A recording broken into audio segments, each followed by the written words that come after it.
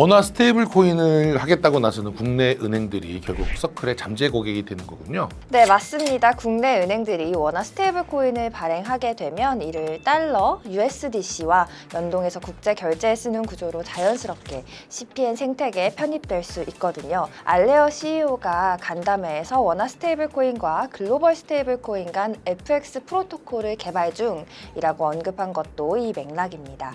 실제로 국내 기업인 비덱스의 원화 스테이블 코인인 KRW1이 서클 테스트넷 아크에서 발행을 진행하고 있기도 하고요.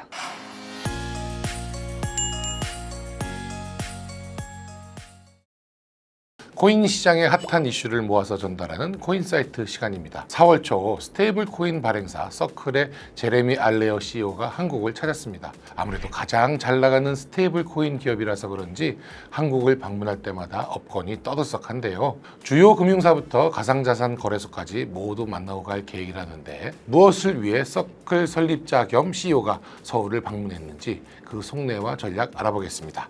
더베일 최명용, 노윤주입니다. 노 기자, 관심 있는 분들이라면 알고 있겠지만 서클이라는 회사와 제레미 알레어 CEO에 대해서 간략히 좀 소개 좀 해줄까요? 네, 서클은 스테이블 코인 USDC를 발행하는 기업입니다. USDC는 USDT에 이어서 세계에서 두 번째로 규모가 큰 달러 스테이블 코인입니다.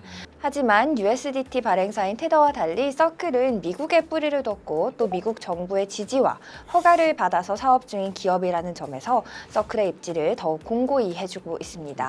창업자인 제레미 알레어는 1971년생으로 연쇄 창업가입니다. 1995년에 형제들과 알레이어 코퍼레이션을 창업한 후 매각한 경험을 갖고 있고요. 벤처캐피털에서 활동하기도 하고 또 동영상 스트리밍 플랫폼 브라이트코브를 설립하기도 했습니다.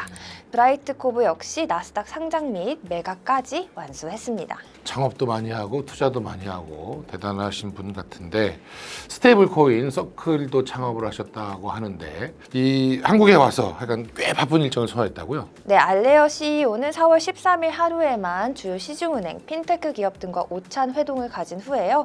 두나무 빗썸과 릴레이 미팅을 했고 이후 저녁에는 국내 미디어 간담회도 열었습니다. 행사 말미에는 국내 대표 블록체인 투자사인 해시드의 김서준 대표와 공개 대담 세션도 가졌습니다. 14일에는 또 코인원과도 만났습니다. 거래소, 핀테크 업체, 금융사 다 봤군요. 참 바쁘게 돌아다니셨던 것 같은데 서클의 이번 방문 목적 뭐라고 합니까? 네, 알레어 CEO는 국내 디지털 자산 법제화 흐름에 맞춰서 시장을 탐색하는 목적이라고 밝혔습니다. 그러면 서클이 한국에서 원화 스테이블 코인을 발행하는 이런 것과 연관이 될까요? 그건 아닙니다. 서클은 오래전부터 원화 스테이블 코인 발행은 생각하고 있지 않다라고 강조해 왔습니다. 이번에도 본인 입으로 서클은 은행이 아니기 때문에 직접 발행은 어렵다라고 선을 그었습니다. 달러 베이스로 한 스테이블 코인이 달러를 중심으로 한 기축 통화에 더 강력한 영향력을 미치는 기법이 되고 있는데 원화를 거기다 끼는 것은 좀 모양새는 안 맞을 것 같긴 해요. 네, 사실은 서클은 단순히 달러 스테이블 코인 이외에도 MMF 머니마켓 펀드를 준비 자산으로 한 스테이블 코인, 또 유로화를 기반으로 한 EURC라는 스테이블 코인도 발행을 하고 있습니다. 그래서 원화 스테이블 코인도 혹시 추가되는 게 아니냐라고 이야기가 나왔지만 법적으로도 국내에서 원화 스테이블 코인은 은행이나 핀테크 중심의 컨소시엄이 발행할 가능성이 높고요. 하지만 서클이 기술 파트너로서 협력하는 방안은 충분히 있습니다.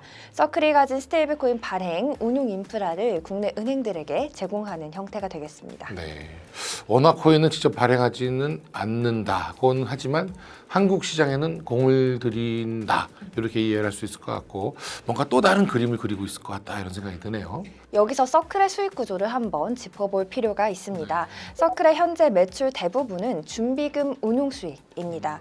USDC를 발행하면 그에 상응하는 만큼 달러나 미국 국채 등 안전자산을 운용해서 이자를 버는 구조인데요. 미국 국채에서 주는 그 이자만큼이 수익이 되는 거죠. 네, 맞습니다. 실제로 지난해 서클의 전체 매출 27억 5천만 달러 중 준비금 수익이 26억 4천만 달러로 약 96%를 차지했습니다. 지금 말한 이 27억, 26억 달러라는 규모가 전체 이 스테이블 코인이 갖고 있는 자산이 아니라 그냥 이자 수익을 말하는 네, 거죠. 매출, 영업수익으로 잡히는 네네. 매출입니다.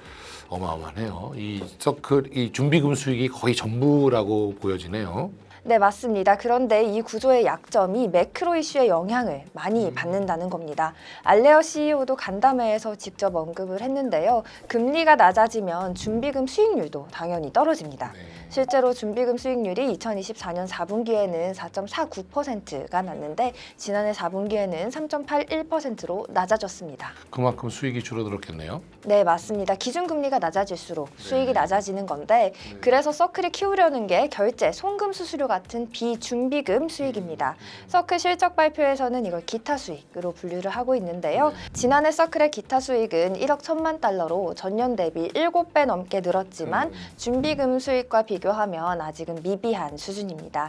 올해는 이 수익을 1억 5천만에서 1억 7천만 달러까지 성장시키겠다는 목표를 밝힌 바 있습니다. 1억 1천만 달러에서 1억 7천만 달러까지 늘었다 그러면 60%가 넘는 성장률인데 성장률은 여전히 높지만 전체 수익 26억 4천만 달러에 비하면 그 규모는 아직 크지는 않습니다. 네, 전체 매출의 4% 수준이잖아요. 그래서 서클이 이 비중을 키우기 위해서 공을 들이는 게 바로 CPN, 서클 페이먼트 네트워크입니다.